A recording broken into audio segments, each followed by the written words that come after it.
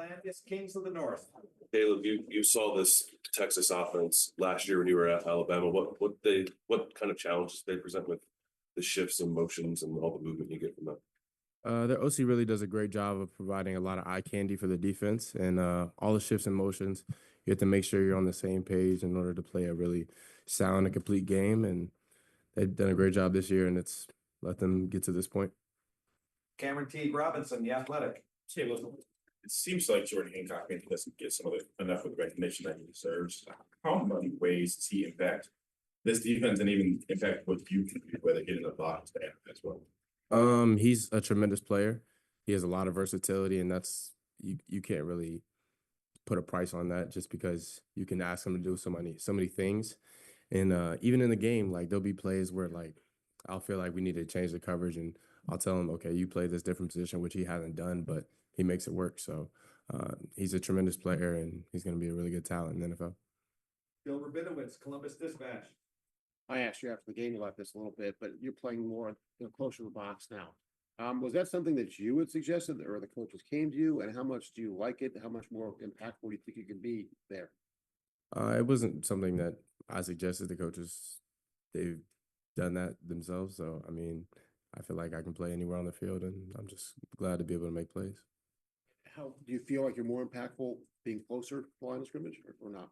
I feel like it's either way. I feel like if you have me in the post, I can make plays. Have me in man, I can make plays. Have me in the box, I can make plays. So it doesn't really matter. Over to the left, Noah Weiskopf, The Lantern. Caleb, what's it like seeing the offense operate like it has in the first two playoff games early? Your perspective, and then what does that do for a defense throughout the game? I've been ecstatic watching them play. It's been very eventful on the sideline, just seeing them play at a really high level and seeing everybody succeed. So, I mean, it's a great feeling. And then as a defense, it allows you to really know, like, okay, we got both sides of the ball working right now. We're playing at a high level. Scotty, we'll take it. We'll let you take it with some Zoom questions there. Thank you, Jerry. First question is going to come from Andy Anders. Andy, go ahead. Another question about playing in the box, but I just wanted to draw on that specifically. Obviously you said you make plays wherever you're at on the field, but what about playing kind of at that maybe 12-yard depth in the middle, maybe allows you to see and read and react to things and flow sideline to sideline when you're in that position? I mean, I feel like I'm comfortable at that position, and it allows me to be able to read the line and read the quarterback and able to get in the run game and play the pass. So I feel like that's a good spot for me, but I feel like I'm versatile enough to move around. Our next question is going to come from Danny Davis. Danny, go ahead. Hey, Caleb. Appreciate the time. Since you guys are both Thorpe Award finalists, I'm wondering, do you have a relationship or know Jade at all? And what are your thoughts on his game? He's a tremendous player. He's played really well this year. Watching his film, he's made a lot of plays, and they do a really good job on their defense, but I don't know him personally. Thank you. Our next question is going to come from Donovan Bridgeforth. Donovan, go ahead.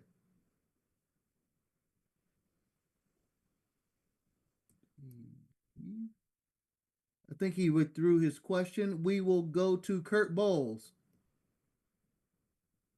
Hey, Caleb. I was going to ask you about the Michigan thing. Texas obviously went up there to Ann Arbor and beat them, and y'all had your issues with them. Do you put any stock in that, or was that Texas-Michigan game just so long ago it doesn't matter at all?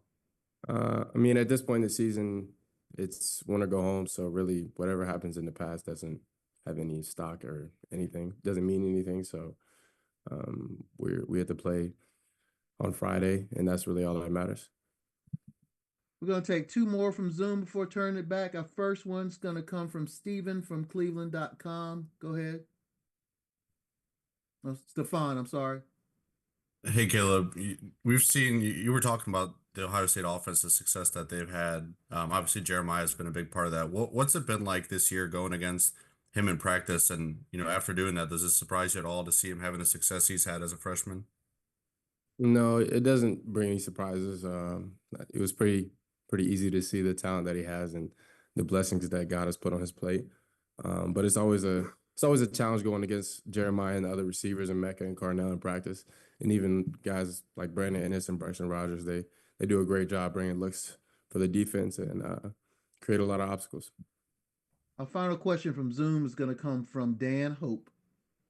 Go ahead, Dan. Caleb, Quinn had a lot of success against you guys when you played him at Alabama last year. Just what do you remember from going up against him last year, and what can you learn from that game? Really smart quarterback, knows how to operate their offense, puts the ball in the right places, and then Coach Sarkisian does a great job putting him in positions to win. Jerry, back to you. Yep, thank you. Rob Aller, Columbus Dispatch. Caleb, JT and Jack playing opposite sides. Are they as opposite off the field as they are on in terms of personality and just the people they are? They're opposites, but they're also like one of the closest people I know. They spend a lot of time together. They've come from different sides of the country, so they're different people for sure. But they're both really great people and really great men. So I respect both of them. Personalities. How would you do that? I'm not gonna do that. I'm sorry. I'm not gonna do that. Podcast. Throughout the season, we would always see you on like Wednesday nights. You and Lathan would be some of the last people off the field. Are the things that you're working on after a practice always the same? Is it a routine? What are the things that you're hoping to get out of those extra moments after practice? It's a routine, pretty much the keys that we need to go into the game with, and then also it changes week to week based on what our jobs are gonna put us into doing. So every week we go through the same things, and then we add certain things that we do for the week what the team that we play is gonna ask us to accomplish. Bill Rabinowitz, Columbus Dispatch. Yeah, I already got mine, Jerry. Oh, okay. Joey Kaufman, Columbus Dispatch. Caleb, when Texas uses play action and they seem to use play action a fair bit, what do they do well in those spots, and what's the key for you guys in those moments with Quinn? They do a really good job with eye candy, and it creates a lot of challenges for defense in order to see if it's run or pass, and to see because that's when they're going to take their shots too as well. So really just having great eye discipline, seeing the line and seeing what it's telling us. So that's what it does. Deep right, Mick Walker, Letterman Row. Caleb, you guys had a pretty good game plan for Tyler Warren when you guys played him. You guys have another Texas with a good tight end and Gunnar Home. What are you guys gonna have to do to limit him, and what do you think about his game? He's a really good player. He makes a lot of plays, and has a lot of receiving yards this year. So really just do the same thing we've done all year. Just be disciplined in our responsibilities, and if you're on them, you got to make the play when it comes. Right in front of him, Andrew Gillis, Cleveland.com. When you look at their receivers as kind of a whole, they spread the ball around, it seems like a lot. What stands out about, the way that they can spread the ball around those different guys? A lot of really good athletes. I played with Isaiah Bond last year. He was a really great receiver, a lot of speed. And then all the receivers have made a lot of plays. So, I mean, everybody has to be on their P's and Q's if we're going to stop them and do a really good job.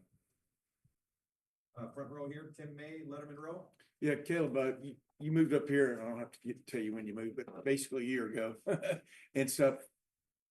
It was a little bit of a leap of faith because you know how many athletes are on this team, good athletes and stuff. But when did you really feel this defense come into its own? And then past that, man, watching you in the Rose Bowl, your recognition of what was coming seemed to be on point. Did it feel like that? I mean, you personally. I think the defense has played really well throughout the season. I think we've had games where we played better and games where we haven't put it all together, but I think that's how all defenses are. So I can't say there's a certain moment where I think we put it together. But what was your second part of your question? Well, in other words, you seemed really on point against Oregon about recognizing what was coming. I mean, you were really active out there directing and things like that. Did it feel like that, I guess? I feel like, as Luke said earlier, the preparation that we put in goes into that, and just feeling comfortable in what we're doing, comfortable in what we're seeing with the other teams. I feel like that allows us to play fast and me and Lathan to communicate to everybody else. Did I miss anyone for questions here? Steve Hellwagon, 24/7 Sports. Yeah, Caleb, you came to Ohio State to play for national championship, and there were a lot of ups and downs throughout the season. just to be in this position, the last four teams still alive, just you feel validated by that? And did you always have faith that this is how it was gonna turn out? I came to Ohio State to become a better player and to help the team be as good as it can be, not to win a national championship. Not like that wasn't the only goal for me coming here. Really just wanted to be on the team and be with the brotherhood. But it's a great feeling being in the Final Four and being with the team and everything that comes with that. But it's a blessing to be here. And one final question, Bill Rabinowitz, Columbus Dispatch. Yeah, I did want to follow up. When I talked to you after the game, you said when they scored their first and second touchdown, you were really hot on the sidelines. What was your message to the team? And that's a good offense. They're going to score against most teams. Why were you so hot? Really just because we didn't execute, which let them score. So we've done that a lot, which is something we can't do in these big games, in these games where it's win or go home. So we got to make the plays when they come, and we got to have competitive excellence, as Coach Day says, make the play when your number's called. Caleb, thank you very much. Appreciate y'all.